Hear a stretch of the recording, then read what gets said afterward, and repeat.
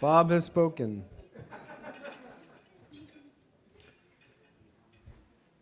So good evening, everybody. I'm Eric Isselbacher, Kurt's son, and on behalf of Anil Rustagi, my colleagues here at MGH, and my family, it's a great pleasure to welcome you to this celebratory dinner for my father. First, I'd like to thank Anil for the inspiration to launch this event, and for Anil and Dan for hosting this fantastic symposium this afternoon, and to the 6 incredible speakers who gave really compelling talks, most of which were above my head. I'm just a cardiologist, but it was a really fantastic afternoon. I should note, though, that my mother, Rhoda, is unable to join us this evening because she no longer has quite enough strength and stamina to get through a long evening out. But she asked that I offer her love and congratulations to her husband. And she also asked that I let all of you know that this past Monday, she and my father celebrated their 60th wedding anniversary.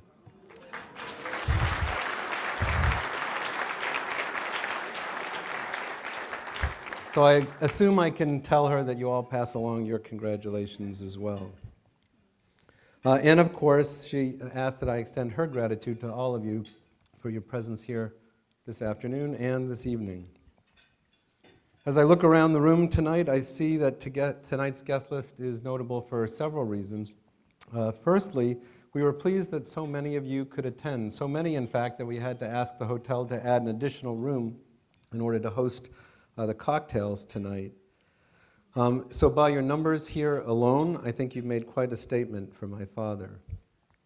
Second, those of you who trained here at MGH will undoubtedly recall that in the administrative offices of the GI suite in the Jackson Labs, there was a world map posted on the wall, and on that map there were pins to chronicle the trajectories of all former GI fellows.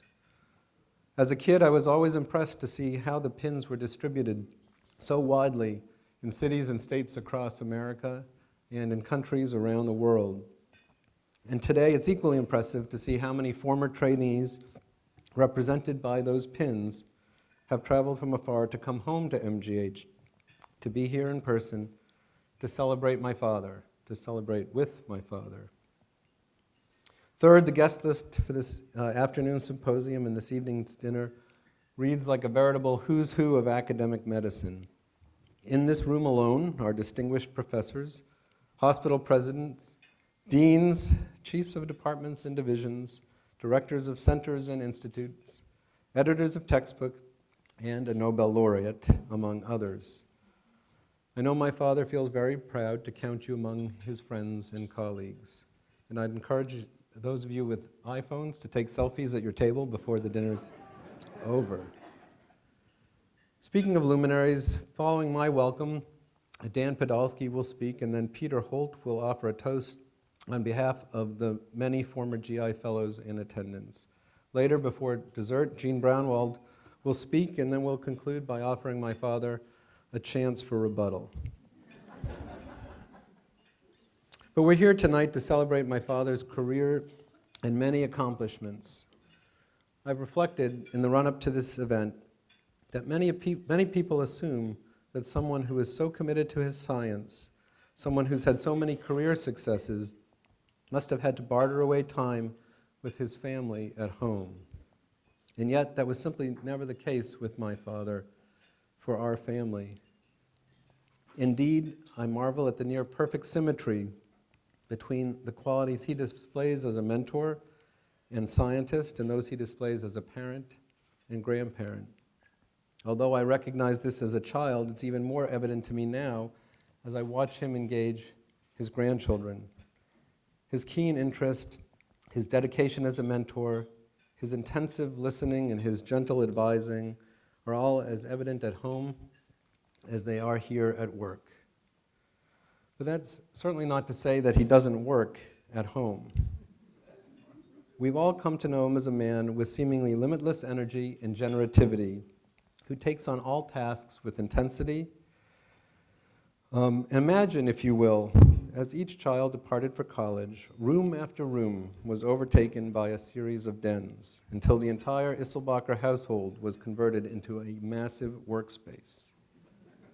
it wasn't just the square footage devoted to the workplace that multiplied. There was also the proliferation of computers and the innumerable phone lines that he answered. And as you'll know if you paid him a visit at home, the phone will always ring and he will always answer it, even if just to arrange for another time for the call. He reads anything he can get his hands on: Nature, Science, the New England Journal, the New York Times, the Boston Globe sports section with a Red Sox coverage, however painful that may be. Fiction, nonfiction, seemingly everything except instruction manuals. He relies on his grandson Henry for that.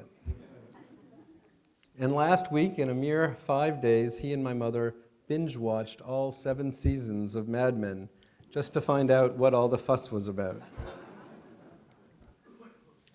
I was the last of the kids to leave for college, so mine was the last of the bedrooms to be repurposed. Actually, when I was born, there weren't enough bedrooms to go around, so my parents had to partition my father's original den, leaving us each in tight quarters with just a thin wall between.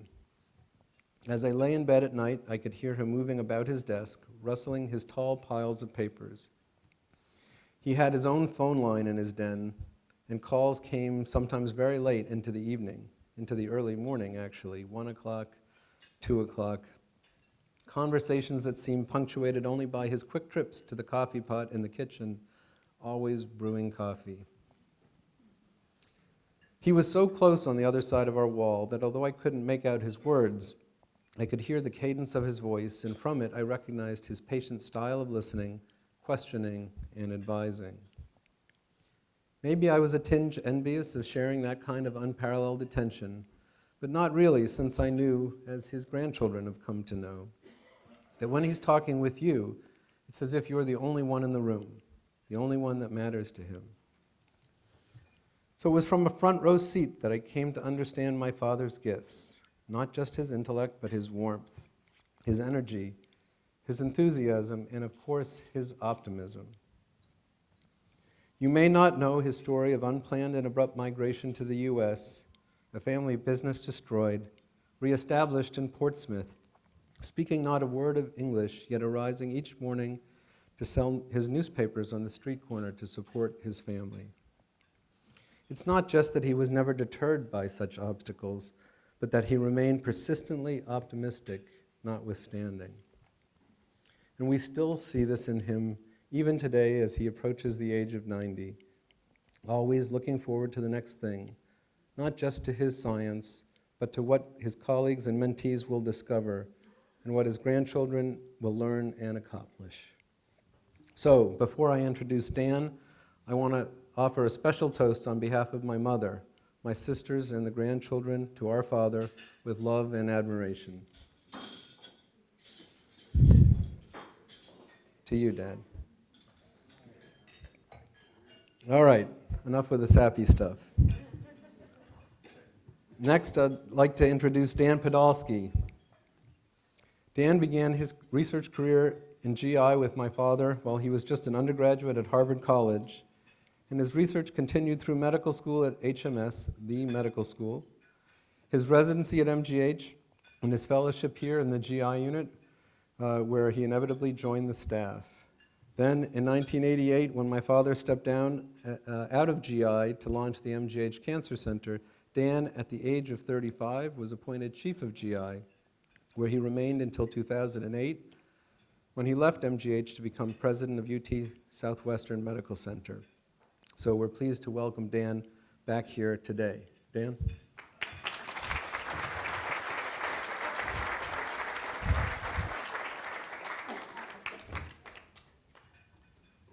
Thank you, Eric.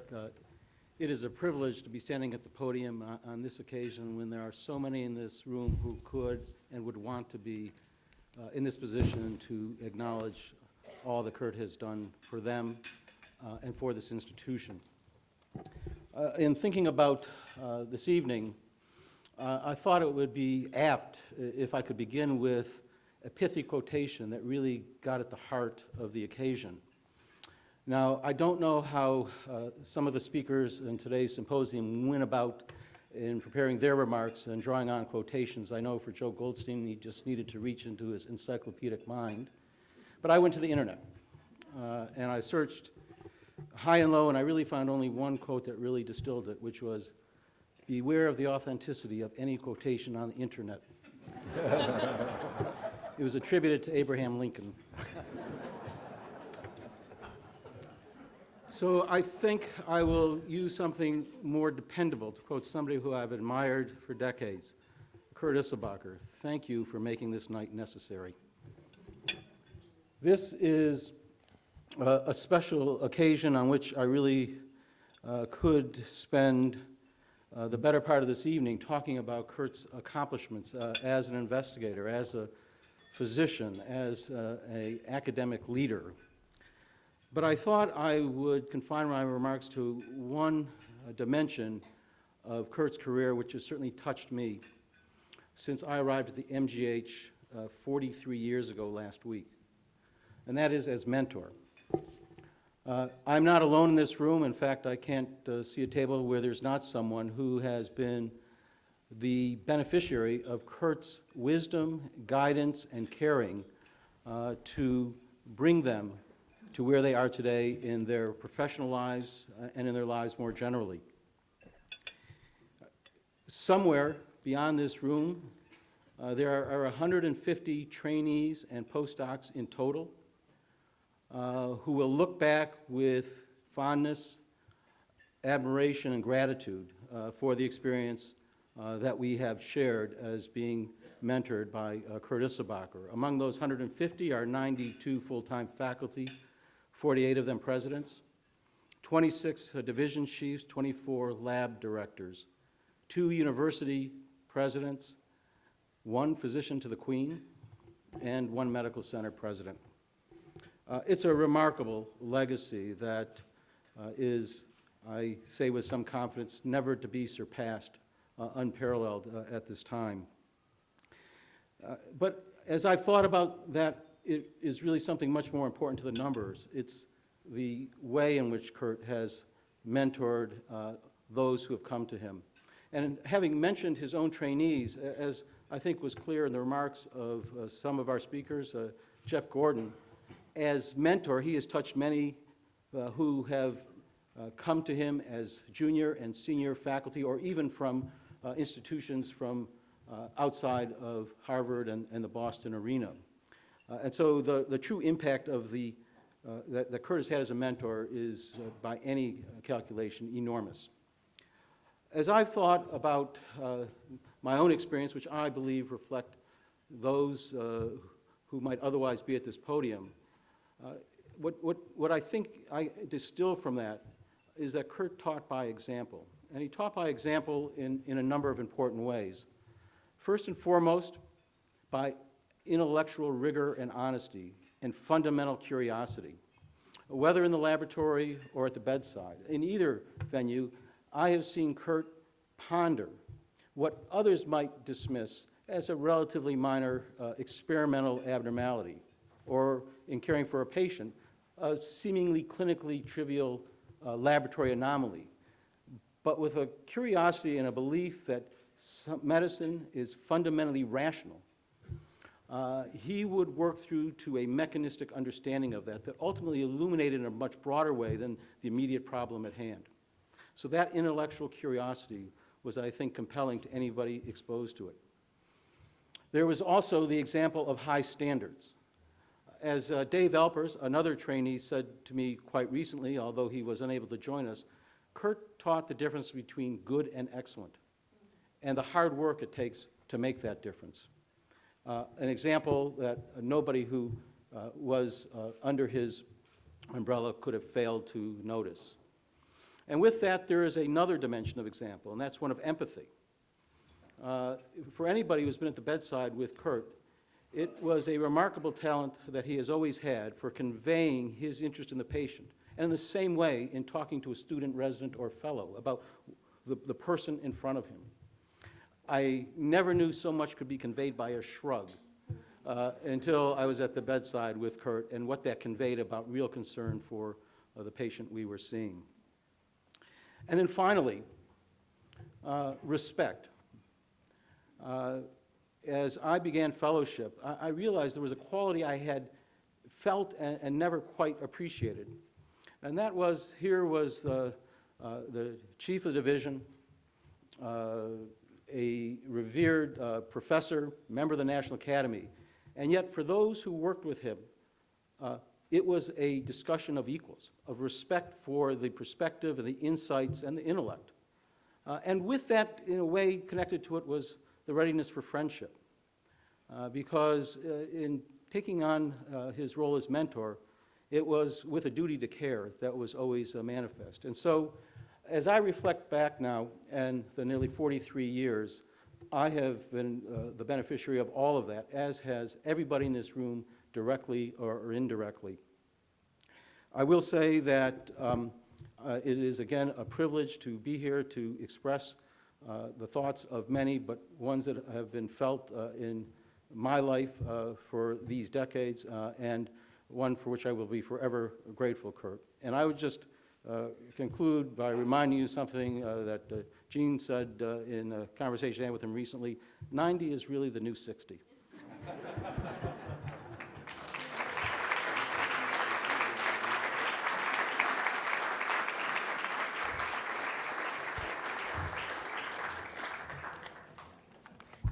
So next I'd like to call up Peter Holt. Peter, where are you? Oh, thank you. Peter's going to propose a toast on behalf of my father's many former GI fellows. Peter was a member of the inaugural class of GI fellows that my father first recruited to MGH, spending his fellowship here from 1959 to 1961. As is the story with so many of you, he went on to become a chief of GI, first at St. Luke's Hospital in New York, and then of the combined St. Luke's Roosevelt Hospital Center. Peter is now a senior research scientist at the Rockefeller University. Peter?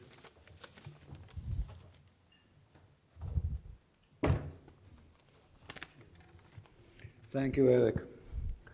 It's an extreme honor for me to give a toast for Kurt.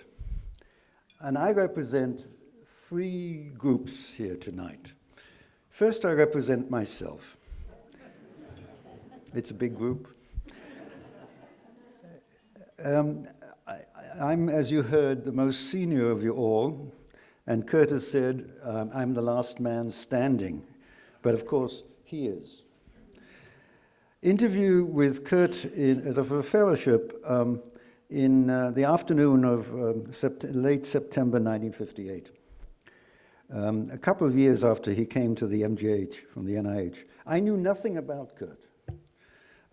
It struck me that he was a quiet but intense young man with much to offer. That was my impression. Secondly, I represent this first group of fellows, Tony Dawson from London, Robert Wilcox from Brussels, Herb Hessler, John Senior, Eli Schimmel, who actually was there this afternoon but couldn't be with us tonight, and myself. The first day I arrived at the Bullfinch Fall Laboratory, I was greeted just inside the door with a black